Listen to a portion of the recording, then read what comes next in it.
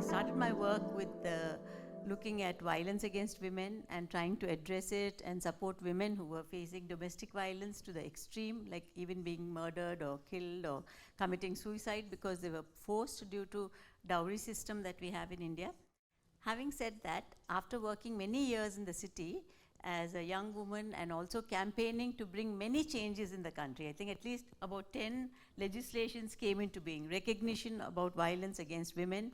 We helped to start up the first center, police station where women could go, and it was a special cell where they looked at women's issues and problems, bringing in new legislation to strengthen rape laws, bringing in legislation to stop sex selection, bringing in legislation to stop sati, which is a very old traditional practice, and also to stop sex selection. So a whole range of issues which concerned women we put on the table.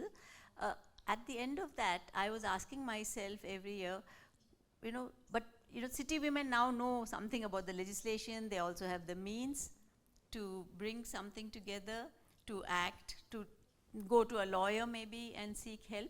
But the majority of rural women were completely unaware that these laws were in place because no one has ever spoken to them. They don't read and write, and they don't know nothing about the laws, etc. So my journey started I lived in Delhi for 15 years, but I moved back to a rural community and started working with women farmers, combining work to promote ecological agriculture, alternative ways of looking at the world, and learning from women. Not to think about women as ignorant, illiterate, those women out there, but actually understanding that our women in the villages, who feed the whole world, by the way, the so-called ignorant, illiterate women are the women who are feeding you and me and send millets and quinoa to you in Germany. So getting that perspective and understanding that we have to work together to solve our problems, that was a very important lesson for me as a person. If we look at what is happening, the debates around climate change and how it impacts women. First thing I would like to say is climate change is not events. It's not just heavy rain and no rain, desertification. It's not just single events. It's a whole process by which people's lives are completely disrupted. You have floods in Hyderabad city 4 years ago. We had severe floods. The old part of the city where the poorer people live, where the minority community live, it was underwater for 2 weeks. Same thing happened in Chennai. Underwater for weeks together. And normally if the rich part of the city gets affected, the politicians jump up and down and start doing things. But when it's very poor communities, the government does not act quickly enough. So what does it mean being flooded out? It means a poor single woman who has 3 children, struggled and has bought herself some bedding, some kitchen utensils or something, they are washed away. So her life is completely finished and she has to start again. So that is what climate change does to people in cities when there is a deluge, for example. Secondly, it is not just about livelihoods and living that is most impacted. What happens to violence? What happens to how men and women relate to each other in a situation of crisis? You find that the men don't have work, then they come home and the women are saying, give me 5 rupees, I have to buy vegetables, I have to feed the children, and they're so angry, they don't have the money, they will give her a slap just to keep her quiet. So you find that the daily life, which men are also pressurized into, is sometimes leading to violence, which we don't always recognize. The problem is elsewhere. It's not that all men are demons and they want to beat up their wives, but there is a problem there. But of course, men being patriarchs, the poorest of man feels it's okay to beat up his wife. So that being the situation, climate change, events, issues, the process creates increasing conflicts within the family. And I think that is something we have to recognize. So you have climate change happening at a geographical level, impacting socially women who are the poorest, most needy, most vulnerable. The next thing I would like to talk about is hunger. We all know that the poor are deprived, and continue to be deprived in India. In half the country, the women are malnourished today.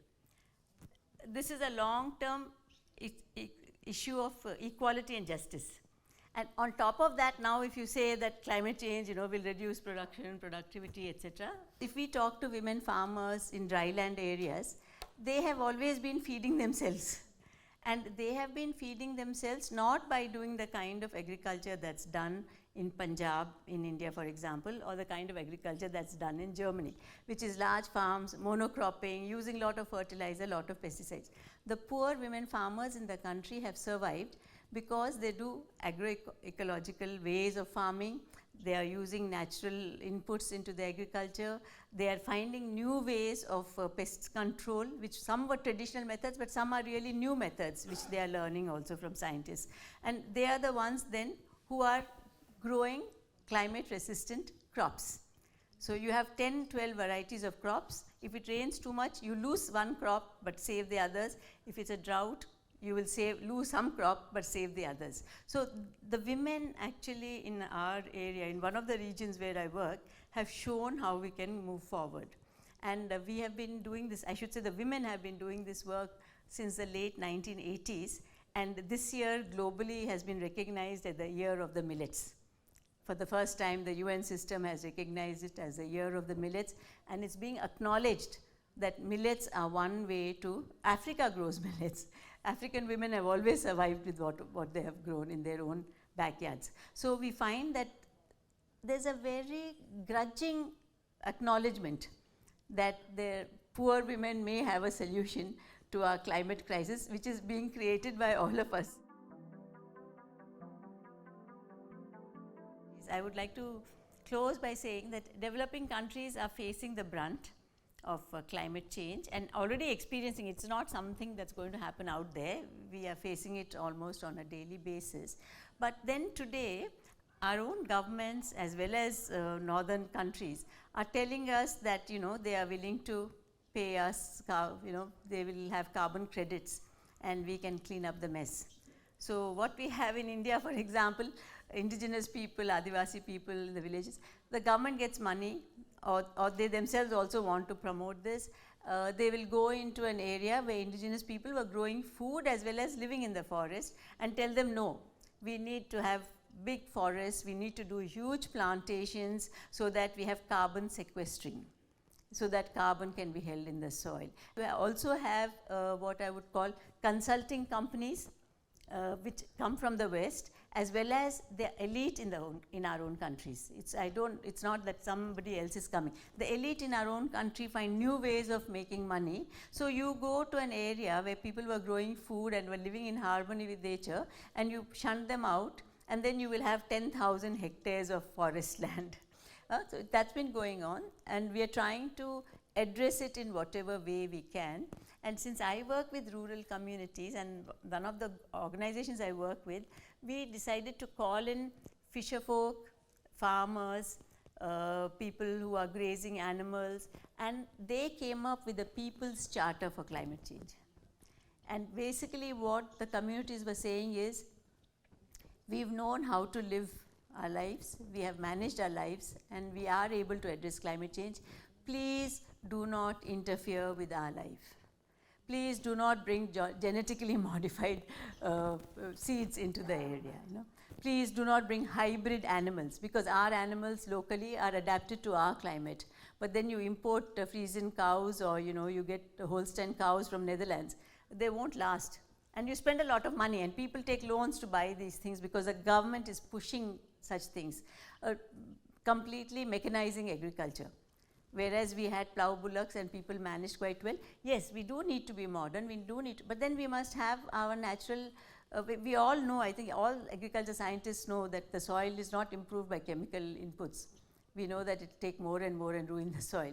We need organic inputs. So even simple solutions like that. So the communities, what I want to say is that communities, if we are willing to listen to them, are willing to share their knowledge and find common solutions for the whole of humanity. I don't think it's the right way to go forward, and it will not bring us the solutions we are looking for. If we say that northern countries, for example, even provide green technology, who is going to provide money for the green technologies? Today the bad guys are India and China. They are supposed to be producing so much greenhouse gases, they are using coal, etc. But their role historically is negligent. The countries which have produced the most greenhouse gases are the so-called developed nations, whether it's the United States or whether it's Europe or whether it's a few countries in the world, which have actually had a historical footprint.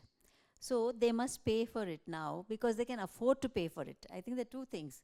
One is they can afford to pay for it. So if we are talking about climate justice, they must pay for it. Civil society has been talking about it and has been trying to act as a pressure group, whether it's individual young women or whether it's collectives, and whether at every forum that we go to at global levels, many of my friends are very actively involved with climate change talks, etc., monitoring it.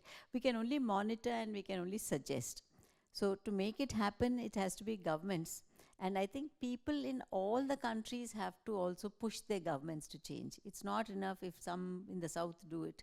I think that people in the north have to push their governments to put the money where the mouth is. So that has to be done at one level. You know, we still have some 60% of women working in agriculture. 70% of all work in agriculture is done by women, and they are there. The government has been pushing people out of agriculture, as has happened in industrial countries. It's happening in our country too. But where will these people go? You know, because I think Europe, United Kingdom, for example, colonialism helped countries to, you know, take riches away from many countries, and maybe the middle classes benefited here over a period of time, 200-300 years. Not without suffering. Huh? After a lot of suffering, maybe they got some. But who will India exploit? Or who should we? Is that the way forward? Do we want to exploit some other poor country, Nepal or Bangladesh or somebody else? No, that's no solution, we know that. So how does one tackle this runaway riches? Because we are always studying the poor, we are always saying, you know, what's happening to the poor and blah, blah, blah. I think it's really time that sociologists studied the lens, turned the lens the other way. How do the rich get richer? Why are they getting richer? What do they do with their riches? How are they investing it? I think we should really look at what's going on in the other part of the world. You know, we have representative democracy, and that's how we have been working for many, many years. But a time has come, I think, for participatory democracy, especially on issues like climate change and how that will impact. What are feminists in Brazil saying? They are saying we don't want our forests to be cut down. We don't want money. They don't want climate financing. First you cut down the trees and then you say we will give you financing. You destroy what exists, you know. So feminists there are saying we don't want this climate. We don't want first trees to be cut down, and they want to protect their land from mining companies. So we need, I think, also global alliances which are much more strong now. I mean, we have farmers' alliances like Via Campesina working in some 81 countries or something. We need anti-mining alliances which are working. In all our countries we know, like in India, for example, anyone working against mining are simply carted off. Village loads of people are put in prison, and you know, they fight for years to come out of prison, etc. So I feel that there's a great need for scientists and people to work together. When I say people have solutions, I feel they know about life. So they know better than all of us in this room, because they struggle for survival on a daily basis, which none of us have been forced to do. At least most of us, I don't think, have been forced to do that.